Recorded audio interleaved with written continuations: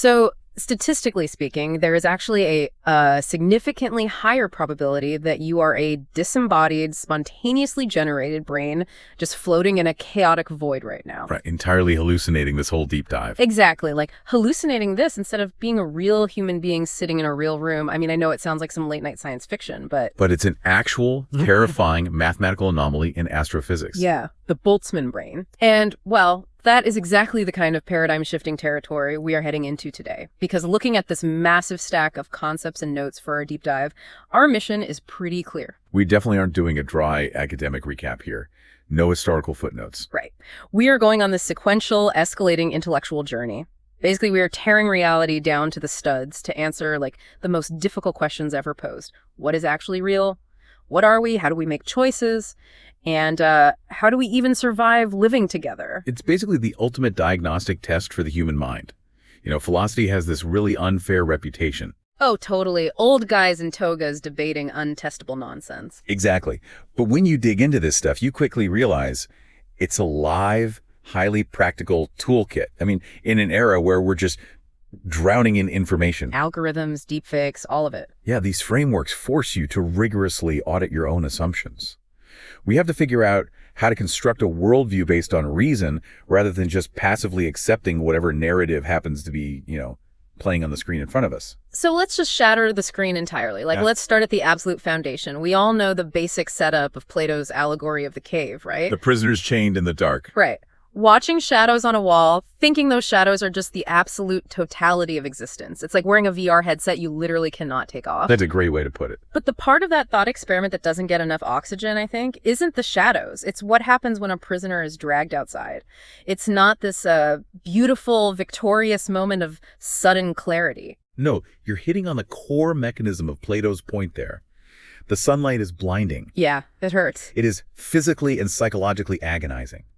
The freed prisoner violently rejects the real world at first because, well, his eyes just haven't adjusted. He desperately wants to go back into the dark where things made sense. Which is so relatable, honestly. Right. Plato is illustrating that genuine enlightenment, like the process of breaking free from comforting structural illusions, is inherently traumatic. Yeah. And the true tragedy of the allegory is actually the return. When that enlightened person goes back down into the cave to free the others, they think he's insane. Because his eyes are adjusted to the light now, so he can't see the shadows in the dark very well anymore. Exactly. To the prisoners, it just looks like going outside ruined his vision. They will actively fight him, even kill him, to protect their familiar, false reality. Which is, frankly, the perfect psychological launchpad for René Descartes. I mean, centuries later, Descartes basically takes that exact fear of a false reality and weaponizes it. He really does. He strips away the cave entirely and asks, well, what if there is no physical world at all? What if a malevolent, omnipotent demon is completely hijacking my senses? Just feeding you a flawless illusion of a universe. Right. Descartes strips literally everything away until he hits the one inescapable bedrock. Cogito, ergo sum, I think, therefore I am. Even if I'm being deceived about everything else, the very act of experiencing that doubt, it requires a thinking entity to exist. It is the ultimate epistemological anchor. But I mean, we don't really worry about literal evil demons anymore, do we? Thankfully, no. We've updated the anxiety for the digital age with the simulation hypothesis. Oh, Nick Bostrom's paper, right? Yes. Yeah. Bostrom applies simple probability to Descartes' dread. The logic basically goes like this. If any civilization ever reaches a point of technological maturity where they can run hyper-realistic simulations of conscious beings, they wouldn't just run one. Right, they'd run millions. They're billions for research or just entertainment. So the math gets really dark here. If there is only one base reality, but billions of simulated realities containing trillions of simulated conscious minds, the odds that we happen to be the lucky ones living in the one true base reality, they are astronomically close to zero. Yeah, we are forced by the laws of probability to assume we are the simulation. And as you mentioned at the very beginning with the Boltzmann brain paradox. No, right, the floating brain. Physics just piles onto this anxiety. Ludwig Boltzmann realized that in a universe governed by entropy, where things move from order to chaos, the highly structured universe we see around us is incredibly improbable. Right. So given infinite time and random quantum fluctuations, it is mathematically far more likely for a single fully formed brain complete with a lifetime of false memories to just randomly pop into existence out of the void for a fraction of a second. Rather than a 14-billion-year-old universe slowly evolving, that is just, it weaponizes statistical mechanics against our own sanity. It really does. But okay, wait, I have to step in here and challenge the cogito for a second. So Descartes proves that I exist because I'm experiencing this anxiety, right? I know my own mind is real, but I have zero proof that your mind is real, or that the listener's mind is real. That's a fair point. For all I know, you are both just highly sophisticated NPCs generated by my own subconscious. Like, you're just code in my simulation. Welcome to solipsism. Ah, right. It is the philosophical position that only your own mind is guaranteed to exist. Everything else, other people, the stars, the microphone in front of you, it's just an unverified projection. You never actually touch the world. Your brain just interprets electrical signals in a dark skull. It's so isolating. It is. Solipsism is widely dismissed by philosophers, not because it's easily disproven, it's actually infuriatingly difficult to logically disprove, but because it's an intellectual dead end. You can't function in society if you truly believe everyone else is a figment of your imagination. Right. So assuming for the sake of our own mental health that you are real and the listener is real, we have to deal with the biological reality of what we are. Because if you accept that you exist, you instantly crash into the Ship of Theseus. Ah, the classic paradox. Yeah, the puzzle is, if you replace every single wooden plank of a ship over time, is it the same ship? What if you use the old planks to build a second ship?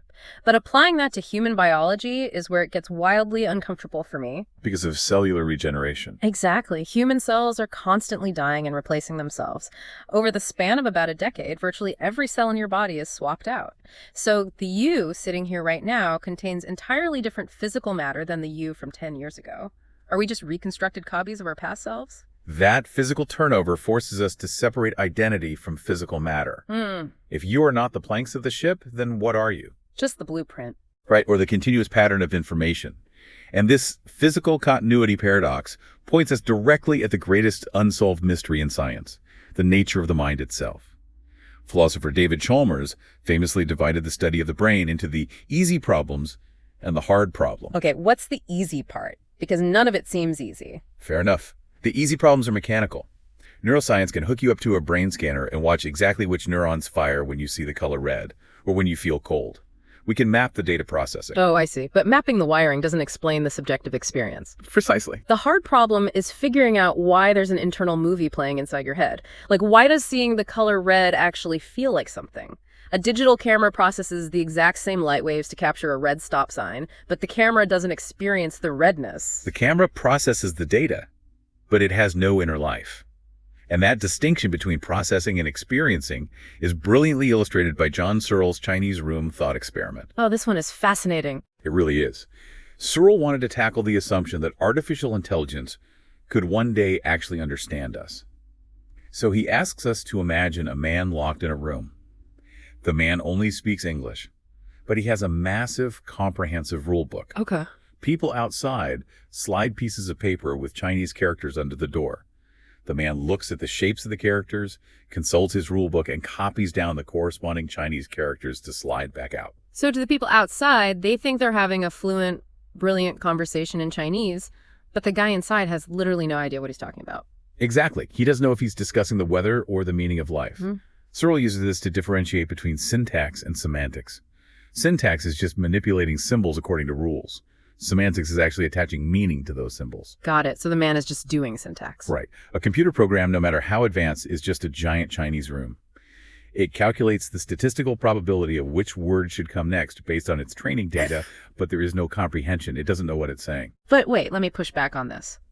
If I take a strictly materialist view, isn't the human brain just a wet biological room full of neurons? That is the big question. Right, like we're just biological machines running chemical rules based on our genetic training data and environmental inputs. Why is our understanding any more magical than an advanced AI's? You are outlining the exact premise of strict physicalism right there. If the mind is entirely reducible to physical chemical reactions governed by the laws of physics, it triggers a catastrophic collapse of our next major concept. There it is. Free will. Right. Because if you are just a biological algorithm, then every choice you make is just the inevitable result of prior causes. Oh, wow. So under that deterministic framework, I didn't actually choose what I had for breakfast this morning. Yep. My blood sugar levels, my genetic predispositions for craving certain fats, maybe the marketing I absorbed yesterday, they made the calculation, and my conscious brain just took the credit after the fact. That's the hard deterministic view. If that's true, the entire concept of free will is a joke. It's like we're just watching a pre-recorded movie and convincing ourselves we're playing a live video game. In a hard deterministic universe, yes, your feeling of agency is just an evolutionary illusion.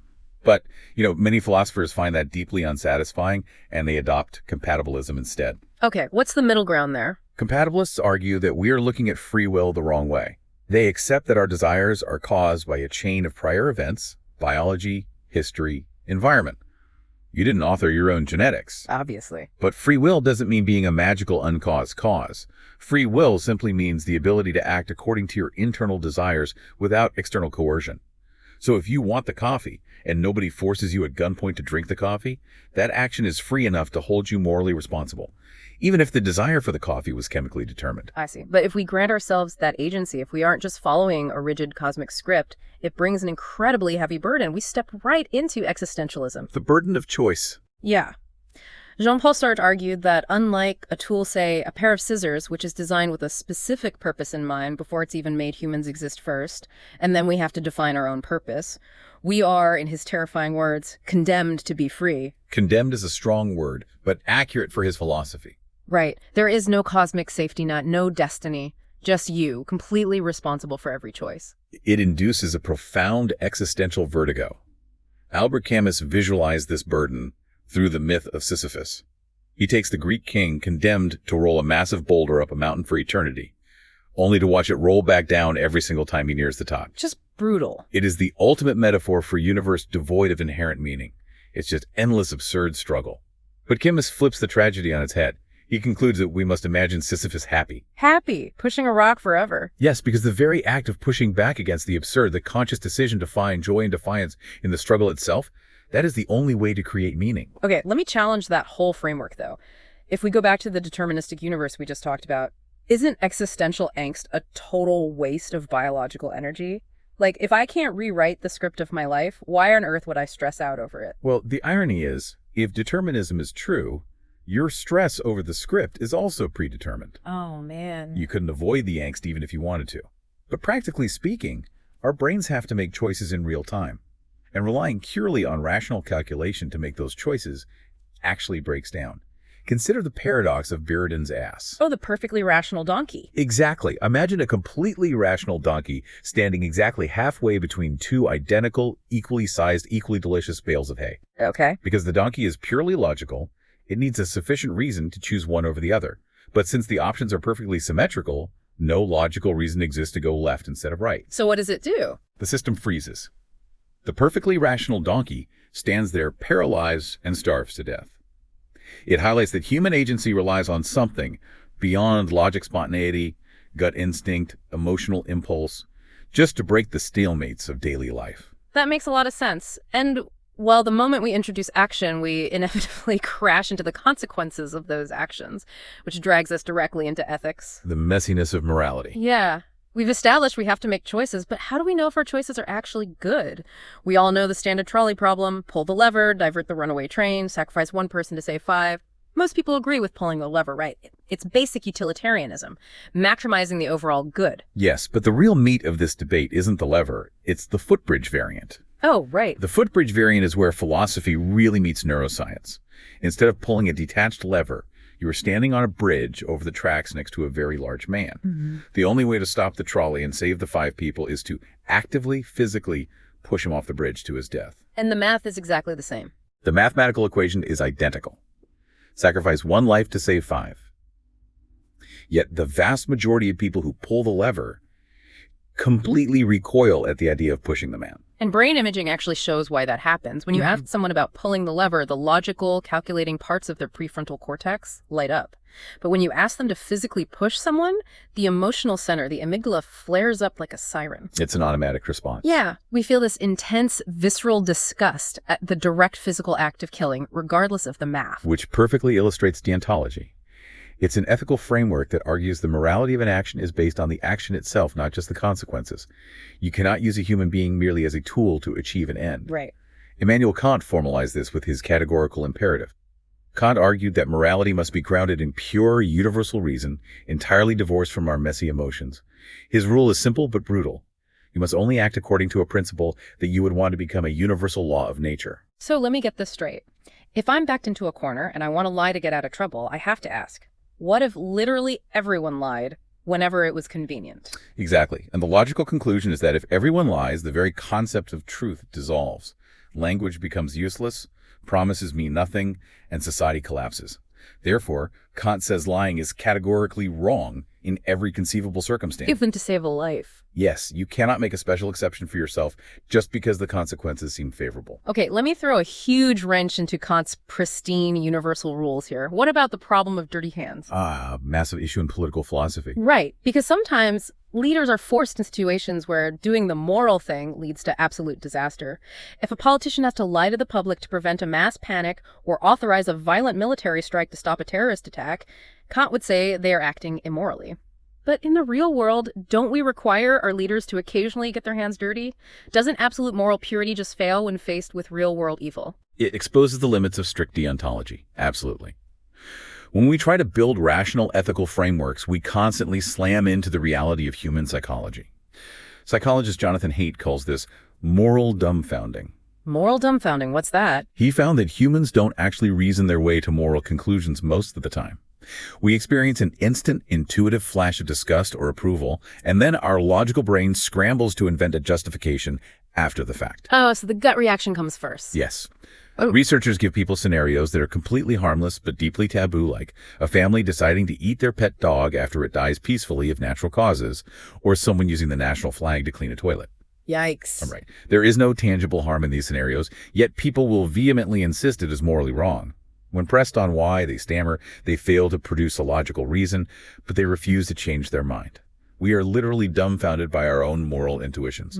That is wild. And, we also constantly fall into the trap of looking at nature for moral guidance, which brings up David Hume's is-ought problem, or Hume's guillotine. A crucial distinction. Yeah, just because something is a certain way in the biological world doesn't mean it ought to be that way in human society. We observe that animals are fiercely territorial or aggressive, but it is a massive logical fallacy to say humans should be aggressive because it's natural. You just cannot derive a moral ought from a factual is. You really can't. And that transition from individual morality to societal structures brings us to the final massive question: political philosophy. The big leagues. Exactly. If we are these flawed, emotionally driven, biologically constrained creatures, how on earth do we design a society that is actually fair? The philosopher John Rawls gave us the ultimate blueprint with a thought experiment called the Veil of Ignorance. Okay, set the stage for us. He asks us to imagine a committee tasked with writing the rules, laws, and economic structures of a brand new society. But there is a catch. You have to design this society from behind a veil, meaning you have no idea who you will be in this new world. Oh, I love this one. It's the philosophical equivalent of the cutting the cake rule. Well, the person who slices the cake gets to pick their piece last, which ensures they cut them equally. If you are standing behind that veil, you don't know if you'll be born incredibly wealthy or totally destitute. You don't know if you'll be healthy or require lifelong medical care.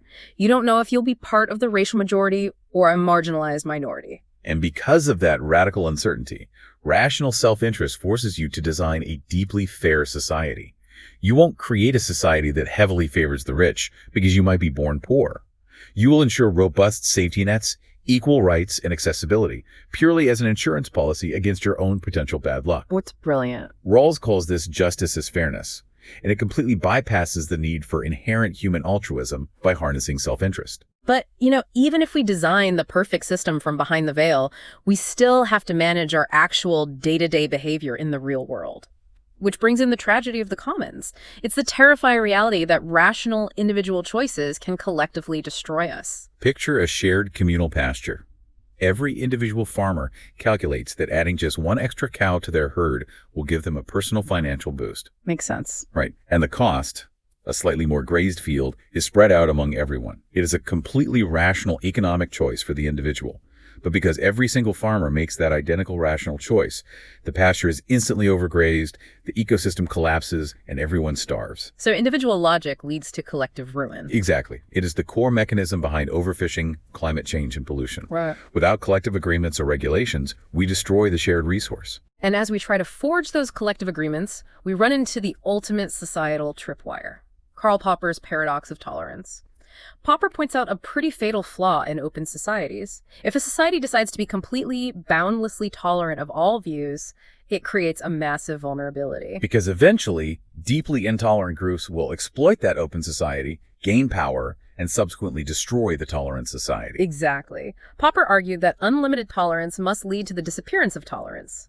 If we extend the right of free speech and assembly to groups whose explicit goal is to dismantle democracy and silence their opponents, they will just use the tools of a free society to murder it from the inside out. So paradoxically, to maintain a tolerant society, the society must retain the right to be intolerant of intolerance. But the immediate pushback there is obvious, right? Who gets to wield the stamp of intolerant? Isn't that an incredibly dangerous, slippery slope to censorship? It is a massive risk. Like, any political party in power could simply label their opposition as intolerant to justify silencing them and locking them up. You've isolated exactly why it remains a paradox and why it is arguably the most volatile philosophical debate in modern politics. The philosophy itself doesn't provide a neat legislative answer. It's not a rule book. No, it simply serves as a warning system. It forces us to acknowledge that a society cannot survive as a suicide pact of absolute tolerance. But the very mechanism of restricting speech requires immense, almost impossible caution to prevent sliding into authoritarianism. Wow. Okay, we have covered an immense amount of conceptual ground today. We started by questioning the physical reality of the shadows on the wall and confronting the terrifying math of the Boltzmann brain. We watched our cellular identities swap out like the Ship of Theseus, struggled with the emotional weight of pushing someone in front of a trolley, and finally tried to build a society while blindfolded by a veil of ignorance. It's a massive web, but every single thread is connected to how we perceive value and truth. And to tie all of that together, I want to leave the listener with one final, deeply unsettling thought experiment from philosopher Robert Nozick. Oh, this is a good one. He proposed the experience machine. Imagine a supercomputer developed by brilliant neuroscientists. You can plug your brain at this machine, and it will perfectly simulate a reality where you achieve every dream you've ever had. Wow. You will experience absolute joy, profound love, and massive success. Before you go in, your memory of ever choosing to enter the machine is completely wiped. From your perspective, it is entirely undeniably real. You will just live in pure, uninterrupted happiness until you die. It is the ultimate evolution of Plato's cave and Descartes' demon, but reprogrammed to be a utopia. Exactly. Nozick's question is simple. Do you plug in? If you choose not to, you are actively choosing a life that will inevitably contain suffering, failure, heartbreak, and grief. If you plug in, you get guaranteed bliss, but none of it is actually happening. That's a brutal choice. So what is more important? Is human life just a biological quest to maximize pleasure and minimize pain? Or is there an inherent unquantifiable value in truth and reality, even when that reality is painful? That is the kind of question that rewires how you look at your own life. And hopefully it gives you, the listener, a completely new lens to view the world through today. So as you go back out there, whether you're stepping out of the cave, pushing the boulder up the hill, or just navigating whatever simulation this might be, remember to look closer at the shadows on the wall. Thanks for joining us on this deep dive.